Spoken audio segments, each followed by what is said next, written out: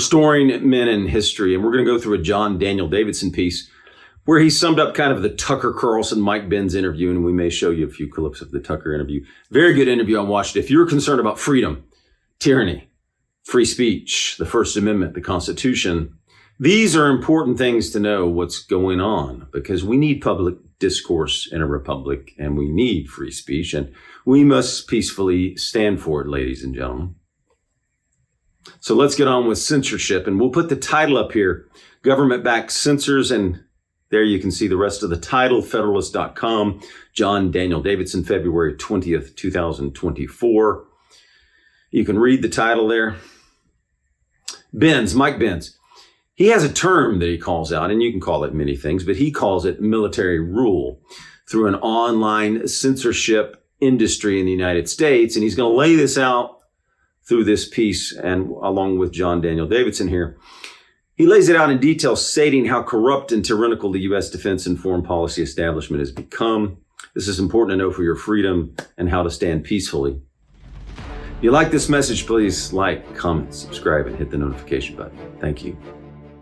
Benz, the director for the Foundation for Freedom Online, explains how a constellation of federal agencies and publicly funded institutions, under the pretext of countering, here comes that word that we've talked about many times here, misinformation. They must counter misinformation, right? For whose purpose and who gains?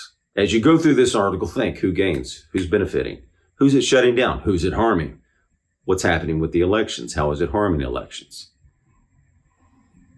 So talking about election integrity, and in the opening sentence there, the rigging, the 2020 election, and he talks about how we're smothering the First Amendment. And we've talked about this many times here. We've been concerned about this.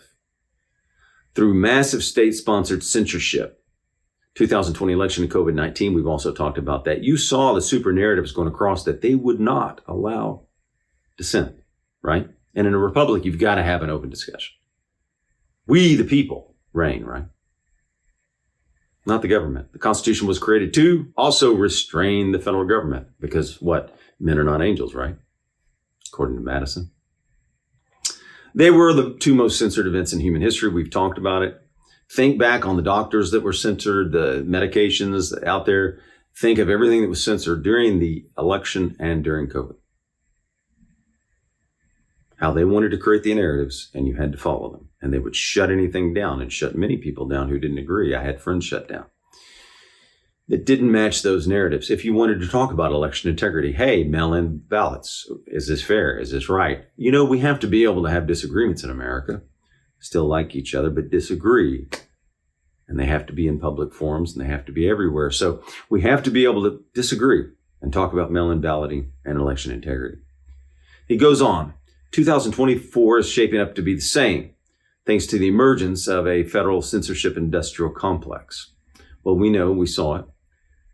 This is why we have the First Amendment, to stop the federal government from interfering and just allowing their narrative, right? You're allowed to disagree with the federal government and their policies. You're allowed to disagree with the policies of the federal government. And the party that's in control can't use those systems to help them with their election, right? It's about we the people, not we the administrative state, right? So he goes on to say, has deep historical roots that go back to the aftermath of World War II and the creation of the CIA, along with a host of U.S.-funded international institutions. Now, we've talked about NATO, the United Nations, and we love the Constitution, so we don't want, and they can't, the Constitution supersedes all of those agencies, right? It stands supreme above any of those agreements because we have the United States Constitution. 91 to 2004, that's what he's going to focus on here. So recent history, and 2014 to the present, what happened, what changed. Now, we should probably at some point go back to Operation Mockingbird and talk about that as well. But anyway, let's stay on this. At the outside of internet privatization in 1991, free speech online was seen as an instrument of statecraft, he says. At that time, says Benz, internet free speech was championed by the U.S. foreign policy and defense establishments as a way to support dissident groups around the world in their efforts to overthrow authoritarian and disfavored regimes. Where's the authoritarian regime now? Or where's it headed toward? It allowed the U.S. to conduct what Benz calls insta-regime change operations in service of the, you guess it, ready? State Department's foreign policy agenda. Plan worked really well. Among other things, free speech on the internet allowed U.S.-backed groups to assert control over state-run media in foreign countries, making it much easier to, you ready for it? Overthrow governments. The high watermark of this way of deploying free speech online, Benz explained, was the Arab Spring in 11 and 12. You remember that? When governments the Obama administration considered problematic, Egypt, Tunisia, Libya, all began falling in so-called Facebook and Twitter revolutions. During the time, the State Department worked closely with the social media companies to keep them up and running in those countries to be used as tools for protesters and dissident groups trying to circumvent state censorship. Now, here comes the big change, and he's going to go into it. Now, watch what happened. All that changed, he says, in 2004, when what happened? The U.S.-backed coup in Ukraine toppled the government of Viktor Yanukovych, and there was an unexpected pro-Russian counter-coup in Crimea and parts of eastern Ukraine. Fine, as long as we can do it, right? That's what they're saying, right? Later that same year, says Benz, when the people of Crimea voted to be annexed into the Russian Federation, quote, he says a quote here, that was the last straw for the concept of free speech on the internet in the eyes of NATO. And one day we can go into the EU and what they're doing with Elon Musk and Twitter. Therefore, NATO, the CIA, and the State Department, together with the intelligence agencies of our European allies, did an about-face on internet free speech. They began to engage in what he says amounted to hybrid or information warfare. You know you're under information warfare right now. To censor what they saw as Russian propaganda online. These efforts quickly spread beyond Ukraine and Eastern Europe to include the censorship of populist groups that were emerging across the EU as a response to the Syrian migrant crisis. Remember that? Enormous problem. Remember all the videos? By the time Brexit emerged in the summer of 2016, explains Benz, NATO and the foreign policy establishment felt there was a real crisis afoot. Yeah, it's a crisis if they can't control everything and gain power, right? Seems like that, right? The problem was spreading west from Central and Eastern Europe, and it had to be stopped. These guys want to stop it. They got to have that power and control, right? Seems like. Has to be our narrative. Don't get off. Follow the narrative for our purposes. If it wasn't, then Brexit might trigger the collapse of the entire EU, along with NATO and the entire constellation of supranational institutions that relied on NATO. Well, that would be a big blow to profits, it would seem, to many corporations in the military-industrial complex, wouldn't it? The entire post-war architecture of institutions might come crashing down, all because the hearts and minds of the people were being swayed. Imagine that. We, the people, can't have those little people getting information, sharing it. They'll be more difficult to control, right?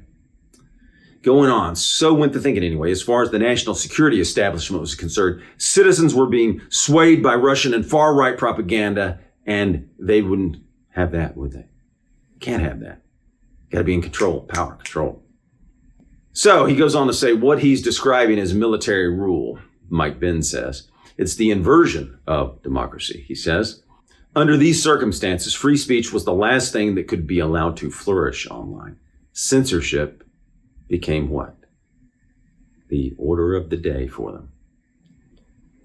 And you can listen to what Carlson says here. As Carlson put it, these NATO and EU leaders identified their new enemy, and this is an enormous point to the article, as democracy within their own countries, their own voters, in other words. And you've seen the attacks, right? They feared that their people, the citizens of their own countries, would get their way. That's Tucker Carlson. And they went to war against that, Tucker Carlson says. Think about that. Let it sink in. We the people, not we the administrative state again. We can say that over and over. We the people, not we the administrative state. Not we the agencies, we the people. And we have a Constitution in America and a First Amendment and a Bill of Rights and separation of powers to protect you, not to censor you. And then, boom, what happened next? Trump was elected, he goes on to say, and we know what happened when Trump was elected, right? That set off, made heads spin, right? From that moment, and indeed, as we know from the Russian collusion hoax, crazy, right?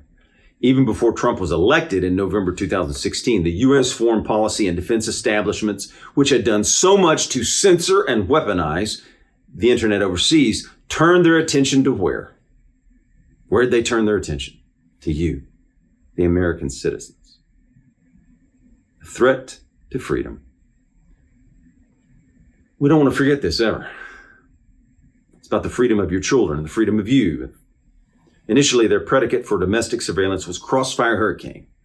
The notion that Russia had infiltrated the Trump campaign and that Trump was a Russian asset. Once that collapsed, they needed another excuse to spy and censor Americans who held disfavored opinions, who spread what? Misinformation.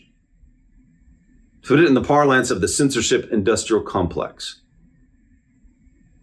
And this is serious, right? Because it's a threat to your freedom, to the First Amendment, to the Bill of Rights, to the Constitution that we love. And we love this Constitution. We love this country. We want freedom. We're on the freedom side, right? Come on to the freedom side. Join us. It's great. Come on to the Constitution side. To do that, they had to get around the prohibition against the CIA operating on Americans. So how are they going to do that? What are they going to do? What do you think? Guess. So how will they do that? He goes on. Since they couldn't very well get away with openly spying and censoring on Americans, I think that's coming close. They decided to house the bulk of their censorship operations inside the Department of Homeland Security. How are they doing with the border? They doing well? Specifically in a part of the DHS tasked with reducing and eliminating threats to U.S. critical physical and cyber infrastructure. Hence, quote, domestic misinformation. It's all this misinformation, which is really just a term for opinions and information, right? If we don't disagree with you, what is that misinformation term with? Oh, we don't like that. That might hurt us in an election. Oh, we don't agree with that, right? He goes on to say doesn't like it that run counter to State Department policy. Was classified as an attack on critical cognitive infrastructure. So that was classified, get this, as an attack on critical cognitive infrastructure. They didn't like your opinions or information. So what he goes, what we'd always say, it's an end run around the First Amendment. He says that. We agree. So your freedom is at stake if you can't get information, if you can't pass information, right? This is important in a republic. We have peaceful debates and peaceful ways to work out things. But even DHS couldn't do this directly. So get this, even DHS couldn't do this directly. So it outsourced, and this is the point I wanted to get to in this article really bigly. It outsourced online censorship operations to third parties. And this is something good to understand for freedom and the Constitution. How would someone go around the Constitution? And these names are fantastic that they name these things. Like the Election Integrity Partnership. Sounds like during the French Revolution, the Committee for Public Safety, right? Don't you just love the names they come up with? EIP, which consisted of 4 separate organizations, the Stanford Internet Observatory, the University of Washington Center for an Informed Public, again funny, Atlantic Council's Digital Forensic Research Lab, and a firm called Graphica. These private sector partners did the nitty-gritty work of mapping out entire online networks of people who helped spread certain disfavored opinions, or what the censors called false narratives. You heard that term? Essentially, they were deputized to censor you, Americans, on the behalf of their government. Not good for your freedom. Not what America is. Censoring Americans whom they're supposed to be working for, serving, public servants, right? He goes on to say, it should come as no surprise that the people behind the EIP censorship network are leftists who hate Donald Trump, despise his supporters, and love censorship. For example, former Facebook executive Alex Stamos, he says this, is the director of the Stanford Internet Observatory. He has compared over half of Republicans in Congress to ISIS, called for Newsmax and OAN and to be kicked off the air, and said we have to turn down the capability of these conservatives, influencers, to reach these huge audiences. They say it, right? They mean it. We have to turn down the capability of these conservative influencers to reach these huge audiences. Look, America is public debate.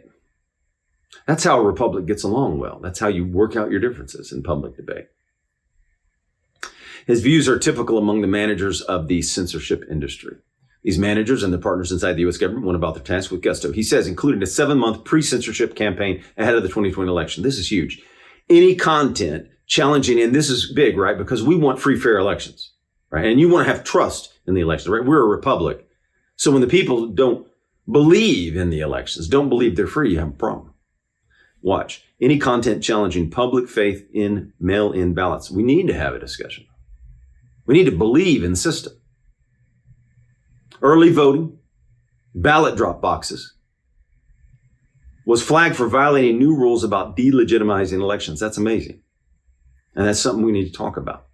People need to talk about it. Americans must have faith in elections for a republic to work, and they must have public discourse. So if you were just concerned about election integrity, you might have been shut down. If you were just concerned about mail-in balloting, you might have been shut down. If you had legitimate concerns and you just peacefully wanted to argue. We're all about peace here. A debate on the First Amendment.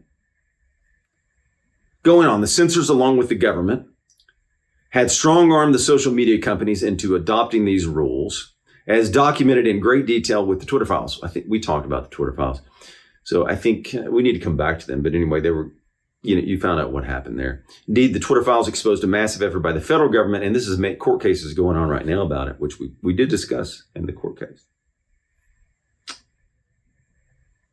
Which massive effort by the federal government to deputize Twitter and other social media companies. And this should scare you. This should concern you. This is important, at least not legally, but in some ways, the Twitter files just revealed the tip of the censorship. We said that too. He goes on to talk about at the Federalist, we were caught up in this during the 20 elections, as detailed in a recent lawsuit filed in December by the Federalist, the Daily Wire, in the state of Texas. The State Department legally used a counterterrorism center intended to fight foreign disinformation to censor Americans. Okay, he talks about that.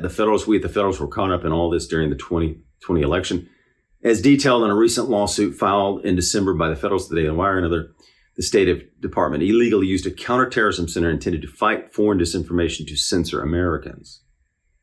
The State Department, through grants and product development assistance to private entities like the Global Disinformation Index and NewsGuard, we probably need to come back and do a piece on NewsGuard, was actively intervening in news media market to render disfavored press outlets unprofitable by funding the infrastructure development and marketing and promotion of censorship technology and private censorship enterprises to covertly suppress speech of a segment of the American press, according to the lawsuit he talks about.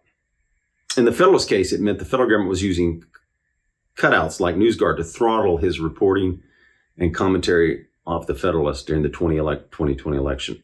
Both the GDI and the State Department's Global Engagement Center developed censorship tools that included supposed fact-checking technology. We could call them ensure they meet our narrative standards, right? Or make sure they don't disagree with us, fact checkers, right? Media literacy tools, media intelligence platforms, social network mapping, and machine learning and artificial intelligence technology. The State Department then gave these tools to companies like Facebook and LinkedIn to target disfavored media outlets. Through these and other methods during the 2020 election cycle and the COVID pandemic, the government-backed censorship industrial complex throttled millions of online posts. And there was a professor who researched, maybe we'll come back and do that, who talks about the effect of social media anyway in elections and the media and how many points that can gain the left because it's disproportionate. And then you get this, and you guys are censored. You guys can't share stories and posts and everything, right? And news media companies that are on the wrong side or have the wrong narrative. Anyone who doesn't follow the approved narrative can be shut down and censored, which means you can't get a message out. You can't have a debate, can't have an argument, which gives them more control, more power. So how many millions of people throttled? Think about that for a second.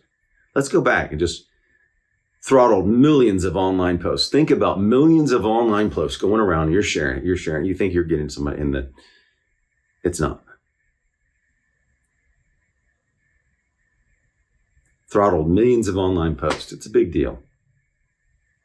We want election integrity. Suppressing traffic to news sites and undermine revenue streams for a host of outlets and influencers with disfavored or dissonant views. And what has changed since then? We talk about this all the time in the groups, what has changed? And that's problematic, right? What has changed since the last election to this one? And he says it's not a thing of the past. It goes on. All of the censorship and infrastructure described above is still intact, he says. And it's firing on all cylinders, he says.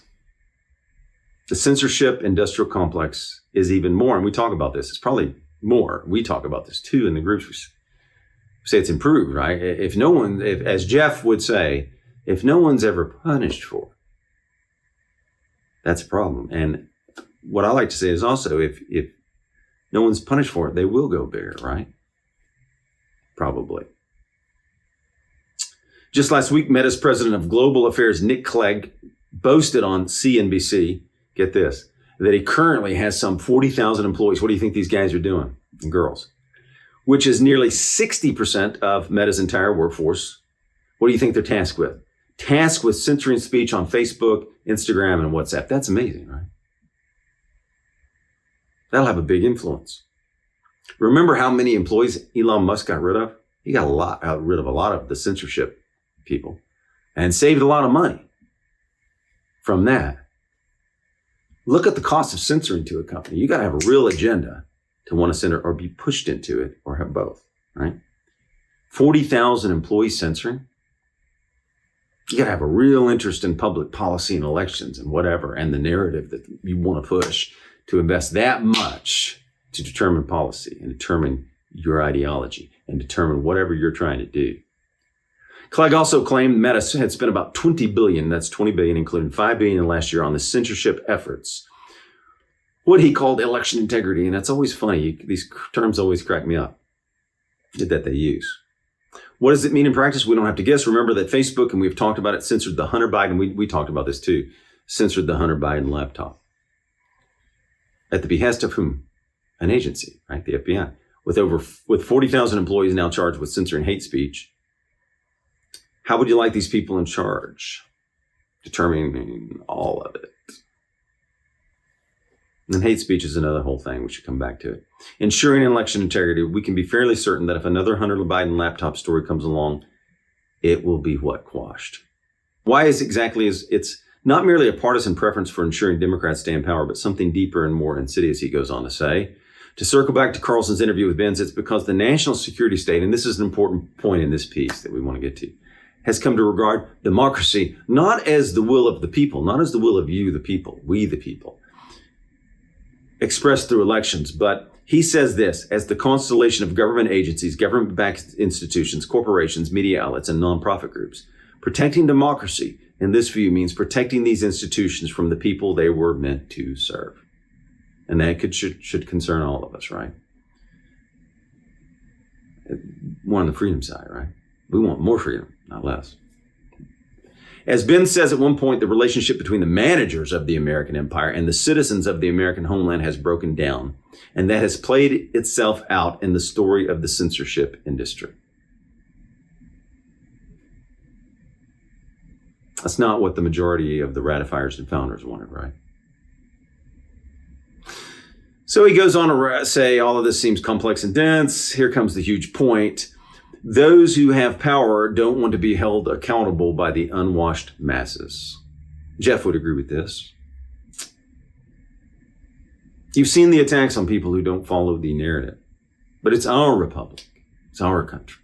We are the people. By populism, and certainly not by the results of a free and fair election. They will not tolerate anyone, not even a duly elected president, going against the interagency consensus. He uses the phrase of the Vindman here, the famous phrase of Alexander Vindman from the first Trump impeachment. They don't think that people have that right. And they intend to use every tool they have to protect their power and privilege. End of quote. And then the author of this piece says the stark truth is if we don't defeat and dismantle this censorship industrial complex, it means he is very serious here.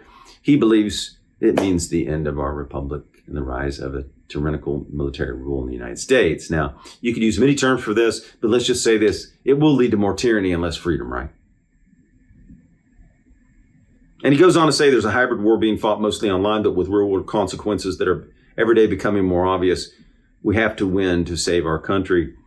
So he goes on to say we can't even fight if we don't know what's happening or how or why. Now, we want to stand for ideals peacefully. He does give a good quote from Angela Cotvilla, which we'll read here. He said, our response to 9/11 was fundamentally flawed because it took a law enforcement approach to that required the creation of a vast state security and surveillance apparatus to detect and stop attacks. Once that subsided, Codevilla explained the surveillance apparatus would be turned on the American people and destroy the republic it's supposedly designed to protect. And he gets serious here. He says it's the end of our republic and the rise of tyrannical military rule in the United States if we can't stop it peacefully. Freedom or tyranny. First Amendment, the Constitution, the Bill of Rights, all important. A government for the people, right? Bill of Rights put in to protect your freedoms along with the separation of powers. We must be able to share information and have free speech in America. It's the American way. It's the way for freedom to increase. Thank you. If you like this video, please like, comment, subscribe, and hit the notification button.